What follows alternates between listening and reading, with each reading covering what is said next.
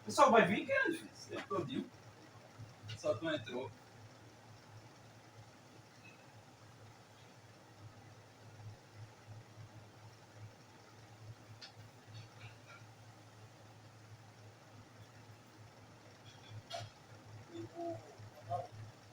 Manda, por favor.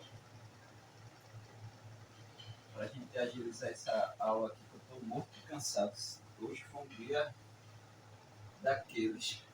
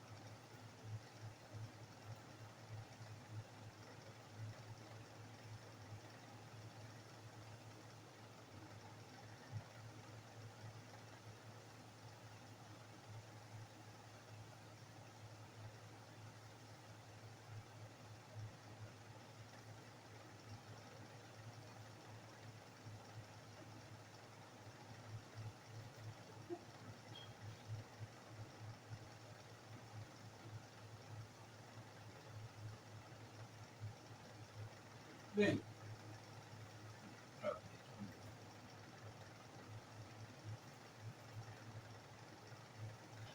só para continuar o que a gente vinha falando, né? E essa concepção romana sobre cidadania, sobre vida, sobre o reconhecimento do outro como uma vida plena ou não, faz uma organização na qual eles não pensam, por exemplo, como luta de classes, feito a gente pode pensar as classes, né, em confronto, em oposição. Elas vão pensar em hierarquias de classe, mais ou menos como o mundo feudal, às vezes com um pouco mais de disputa do que no mundo feudal. A ideologia é mais amarrada, mas é que cada um está no seu lugar. O mundo funciona porque cada um está no seu lugar. Então, a gente não vai ver tanta luta de classe, apesar de ter casos, né? A gente vai ter casos e casos esporádicos. Mas não se sabe ainda nessa grande explicação, e eu tenho críticas a isso, que eu acho que aí a gente não tem condição de saber, porque a gente não tem o cotidiano das pessoas. Porque no cotidiano existe muita disputa, muita forma dessas lutas de classe se apresentarem, e a gente não sabe. Mas nessa grande narrativa, que vai virar o livro didático, as disputas são estabelecidas em momentos específicos. Então, essa noção do arranjamento social dentro da polis é que um grupo passa a ter soberania ao outro, um indivíduo ao outro, de uma maneira que se obedece como absoluto e não como grupos que estão em disputas de um jeito que a gente vai ver no mundo moderno, né, no mundo da luta de classes e tal. Isso é o que os romanos achavam que estavam vivendo. Né? Isso era, lógico, a gente vai ver, a gente sabe que numa visão mais complexa da história, a gente sabe que no nosso dia a dia, no nosso cotidiano, há disputas e lutas de classes e atos de trampolinagem, né, que diria o Michel de Certeau, que é aquilo que a gente se apodera numa relação, às vezes aquela coisa de você passar a perna em alguém que tem mais poder que você numa relação, você usar a sua astúcia, a sua inteligência, ou seja, outras formas de ter a luta de classe, de uma maneira não necessariamente tão explícita. Mas, na grande narrativa, que vai estar no livro didático, que vocês vão pensar, que está no Funari, é que cada um está no seu lugar, existe uma arrumação da polis, que é bem idealizada, nessa idealização todo mundo tem o seu lugar, e é assim que o mundo deve ser. Uns devem governar e outros devem ser governados. E é um pensamento muito aristocrático, né? E uns devem ser governados. O aristocrata acha que deve governar, né? O aristocrata acha que deve levar a civilidade, levar o seu modo de viver. Por exemplo, claro disso, a gente tem nos imperialismos do século XIX, por exemplo, Robinson Crusoe. Não sei se vocês conhecem a história de Robinson Crusoe. Robinson Crusoe é um cidadão britânico, do Império Britânico, naufraga, vai bater numa ilha, e lá nessa ilha ele acaba se tornando o soberano daquela ilha, porque é um homem branco e tem o que dizer. Não, a oligarquia não, o aristocrata, não, o pensamento aristocrático. Aí os aristocratas vão se unir e formar uma oligarquia, que é a oligarquia aquilo, que é aqueles poucos aristocratas que mandam e desmandam naquela vida, né? Porque nem toda a oligarquia é aristocrática. A aristocrática, por exemplo, a oligarquia o governo oligárquico do Brasil não é aristocrático. Pelo contrário, eles não têm um modo de ser que se acham superiores, só tem mais poder mesmo. Os coronéis, assim, a noção dos coronéis. Os coronéis, eles têm um ethos, mas não é um ethos de se achar muito superior ao resto da sociedade. O aristocrata se acha superior, ele se acha com uma missão, ele se acha com dever, ele se acha que seria mais essa noção que o romano tinha, que as pessoas tinham. Pode falar, Luiz. Por exemplo, o aristocrata, por exemplo, eu peguei aula de escola, eu saí do acompanhando agora. Eu sei que o aristocrata é aquele cara que, como tem um poder de mais, ele acha que é comandar tudo. Não necessariamente dinheiro, nem necessariamente poder. Ele não o aristocrata é aquele de uma camada elitizada da sociedade que ter dinheiro ou não faz diferença para o modo de ser dele. O modo de ser dele, que se acha superior, é mais no sentido de valores morais, éticos, racionais, que por coincidência faz ele ter dinheiro e poder naquela sociedade.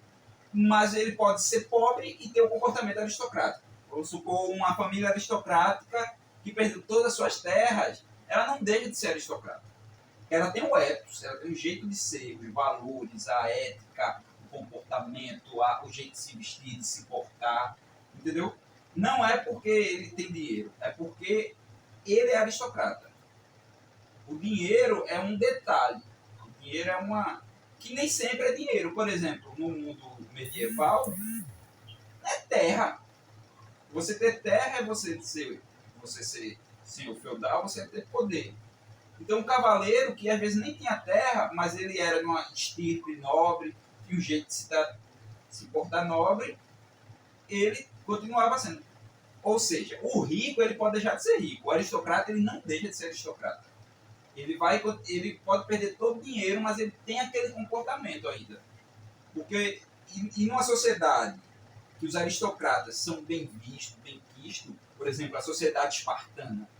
A sociedade espartana, o espartano, o soldado espartano, o guerreiro espartano, ele era importante não só porque ele tinha mais poder aquisitivo em relação a outros elementos da sociedade, mas porque ele tinha um comportamento no qual, por exemplo, o comportamento mais aristocrático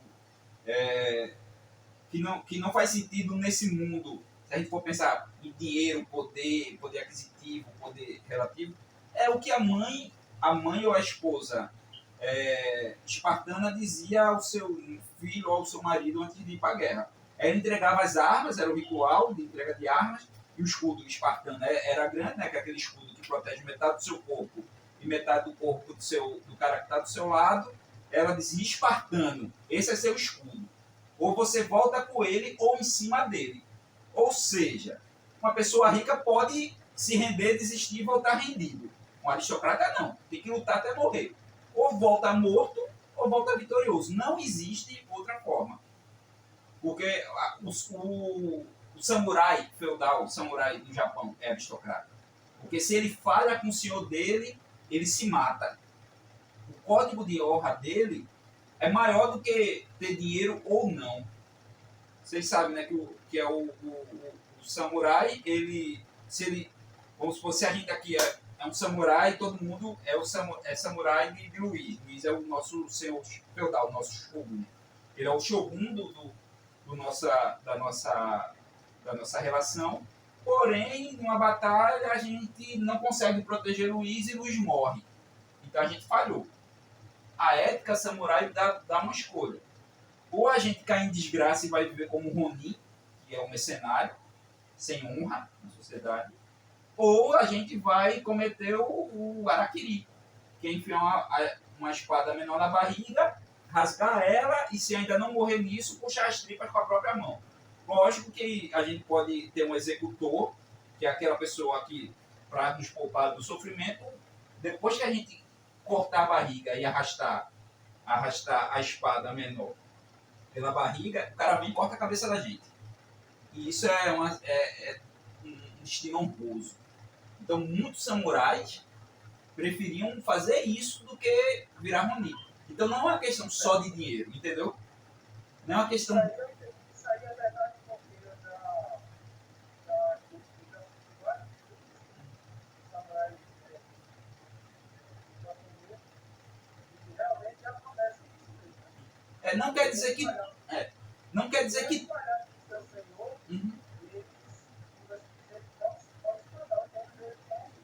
como um Ronin. Então, aí não é uma coisa que todos vão fazer isso. Porque também isso... Mas, assim, tem história, tem aquela história que é baseada em fatos reais, que é um filme. O filme parte com um bocado de fantasia, que é 47 Ronins. 47 Ronins é o caso verdadeiro que 47 samurais se matam ao mesmo tempo depois de vingar a morte do seu senhor. O senhor morre, eles vingam a morte do senhor, depois os 47 se matam. Numa cerimônia de frente ao imperador. Tipo, eles vão pedir perdão porque falharam e... Imagina, 47 caras se matando. Isso é um comportamento aristocrático. É a pura aristocracia em si. Lógico que isso é um modelo ideal, é um modelo... É uma tradição que já existe. Na história japonesa também, na também não existe, né? Tem a coisa que os caras às vezes se matavam, né? Pegavam a espada. O romano ele se matava pegando a espada, botando na altura do peito e se jogando no chão. Era o jeito de... tanto que Marco Aurélio se matou, né? Quando ele está lá discutindo. Marco Aurélio se mata também por isso. Então, isso é um comportamento. Essa morte em nome de um ethos, de um jeito, um suicídio, que na disciplina de sociologia que vem no terceiro módulo desse semestre, vocês vão estudar um cara chamado Durkheim, que é um dos pais da sociologia. Vocês vão estudar 3 grandes sociólogos, Marx, Durkheim e Weber. Durkheim, que é o primeiro, ele tem um livro escrito sobre suicídio. Aí ele vai pensar essas relações, sociedade, suicídio, aristocracia, suicídio, que é muito interessante. Mas, basicamente, é entender isso, assim, que o aristocrata está para além do dinheiro, do poder. O aristocrata é uma relação de ser. Lógico que vai ter vários problemas, porque eu estou contando aqui o aspecto mais idealizado.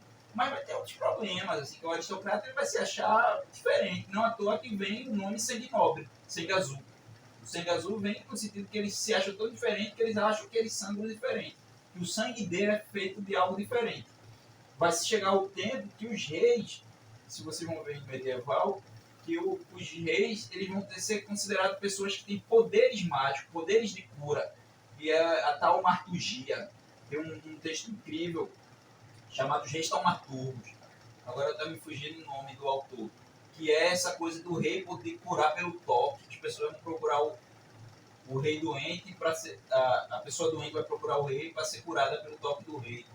Então, vai entrar nas inspirações e tal.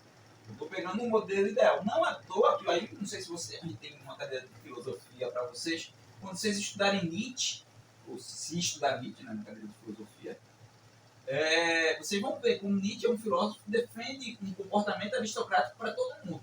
Você ser regido não por poderes econômicos, mas sim por um jeito de viver. Você escolher um jeito de viver e viver aquilo na sua máxima radicalidade, ao ponto de aceitar até enfiar a espada na barriga em nome do seu modo de viver. Isso é uma coisa nietzschiana. Assim. Nietzsche era um defensor da aristocracia, mas é uma aristocracia guerreira, né? Mas nesse sentido filosófico da vida, de viver a vida na sua máxima radicalidade. O assunto para a prova é os 2 textos e essa aula. Por isso que eu fiz questão de gravar ela direitinho para poder colocar no Moodle para vocês, porque eu aqui acho que eu falei 6 questões ou 5 questões da prova. Eu saí emendando os assuntos que tinham mais ou menos a ver e eu acho que isso dá conta de responder umas 6 questões ou umas 4, 5 questões aqui da prova, né? A questão da polis, questão do imperialismo romano, a questão romana, tá aqui, assim.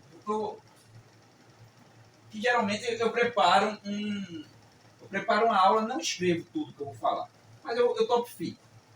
Os tópicos da aula é esse. Hoje eu peguei os tópicos da aula, são a prova. Eu peguei as provas, as 8 questões, e fiquei olhando e falando para vocês. Então é basicamente isso, lógico que como é uma aula, não dá condição de ver tudo. Tem um maior peso do Império Romano, porque ele é maior em duração, é maior no nosso conhecimento, a gente conhece muito mais o Império Romano do que o mundo grego. O texto que eu passei maior também é do Império Romano.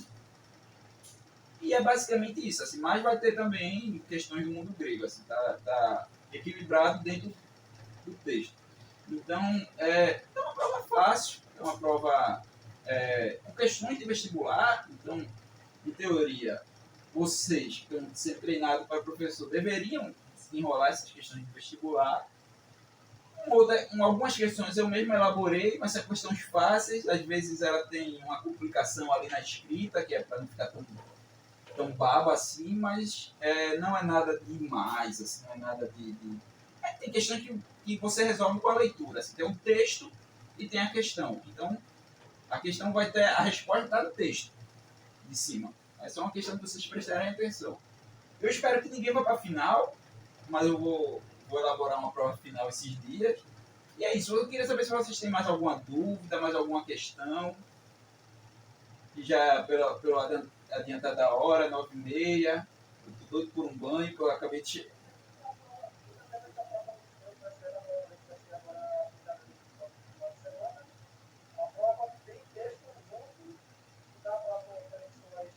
Alguma questão.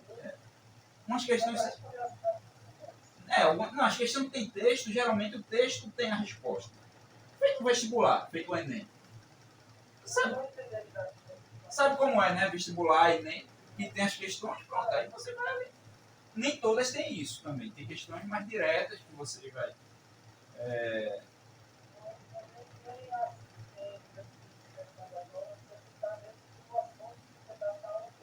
Muito. A aula de hoje, tudo que eu fui falando, os pontos que eu fui falando, lógico, eu expandi alguma coisa, porque também na questão está mais fácil. A questão é muito mais fácil do que o que eu falei, mas passa as questões. Tem uma questão que eu saí tópico a tópico, assim, mostrando o que é certo e o que é errado em cada questão. Vocês vão ver também. Não posso estar falando demais, não, que aí vocês estão querendo demais. Sim. É, pode falar, meu querido. Aí, no caso, os pontos mais fortes que a gente focar mais é sobre a questão das estruturas da bolsa, da democracia. Aí é o que eu falei aqui. O que eu falei aqui é o que vai cair na prova, assim, basicamente. Lógico que tem coisas, tem questões a mais. Não dá tempo de eu comentar 8 questões aqui e também não posso fazer isso. Não vai ficar muito mais fácil do que já está.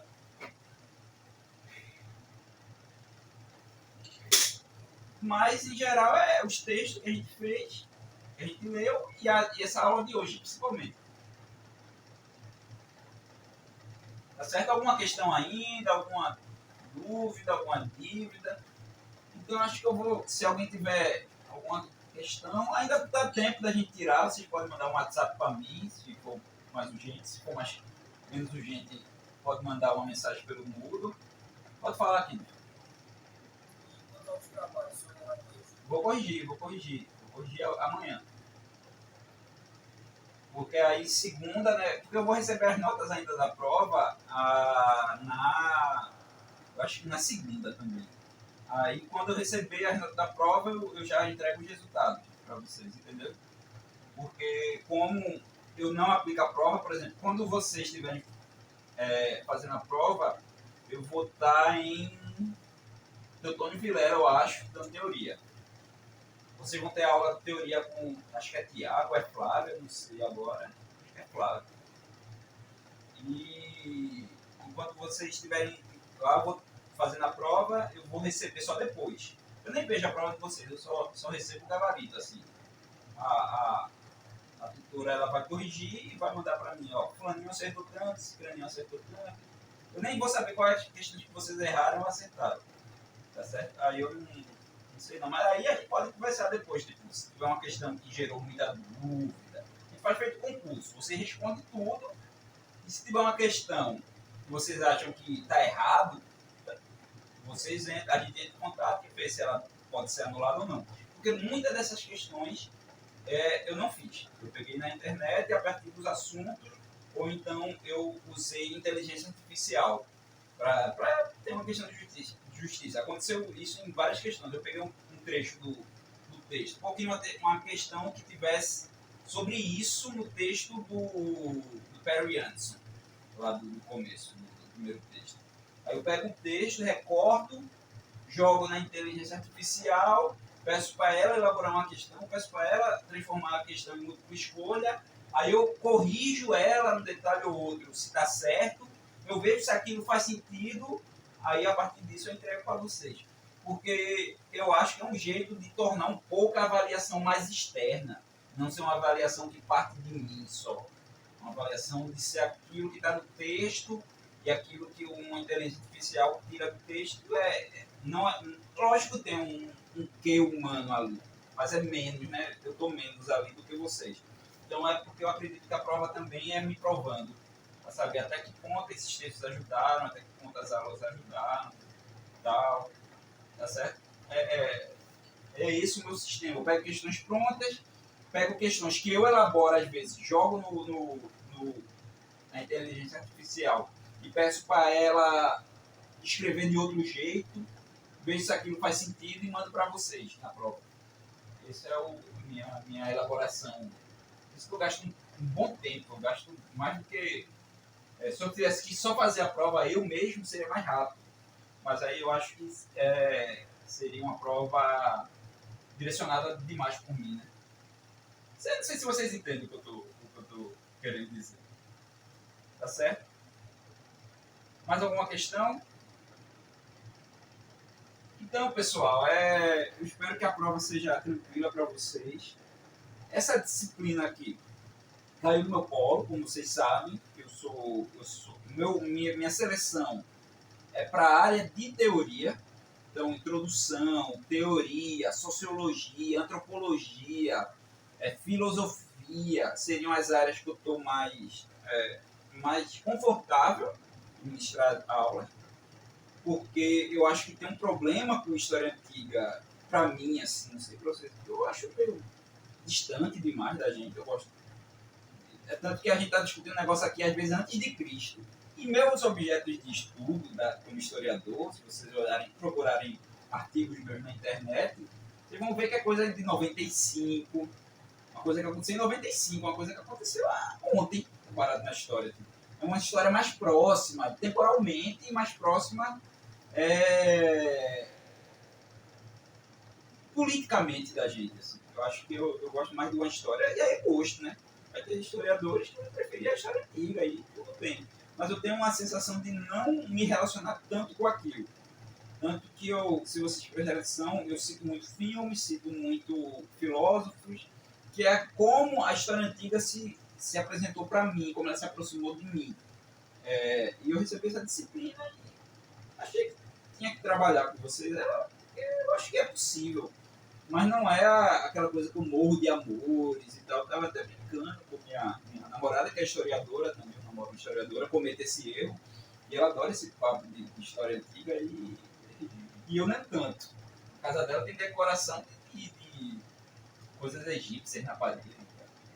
Eu já sou um historiador que tem presente. Mas eu espero que tenha ajudado vocês, tenha ajudado na formação de vocês. Como eu já disse antes, não é uma disciplina que vai dar conta de todo mundo antigo. Não dá conta disso, porque a gente não tem tempo para isso, a gente não tem espaço para isso. Então eu penso muito nessas leituras, essas aulas, como algo que qualifique vocês, para vocês caminharem com as pernas de vocês. E vocês vão ver que muito de ser professor é isso. Não ensinar de fato os assuntos, ensinar jeitos de vocês se virarem e aprenderem os assuntos por vocês.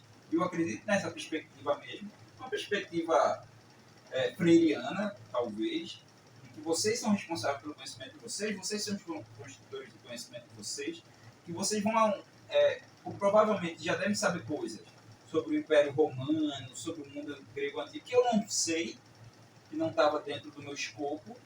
Então, aí, nesse sentido, a gente vai aprender, vai trocar. Por isso que eu escolhi uma atividade que vocês tivessem liberdade de ir lá, escolher um filme, ou um quadrinho, ou um jogo, e escrevesse. E aí, nesse sentido, vocês iam trazer o conhecimento de vocês, entendeu? Que eu acho importante, porque vocês não são tábula rasa, vocês têm conhecimento sobre aquilo, sobre esse passado. E a partir disso, eu vou aprender também com vocês. Só que eu vou aprender com vocês não assistindo uma aula de vocês. Vou aprender com vocês lendo as coisas que vocês escrevem, mudam, lendo os trabalhos, observando as suas posições, as suas perguntas em aula, esse tipo de coisa.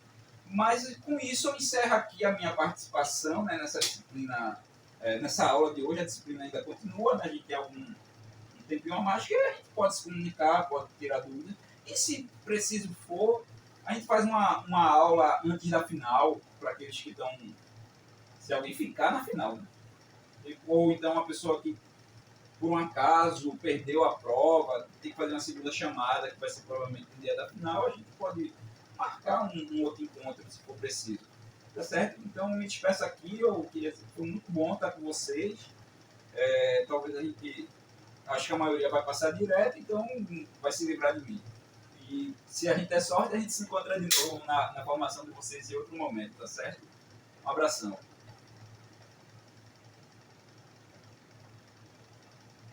Tchau, tchau. Eu vou, só um detalhe agora, eu vou pegar essa aula e vou colocar agora mesmo no YouTube e mandar o link para a tutora, e a tutora passa para vocês, tá certo?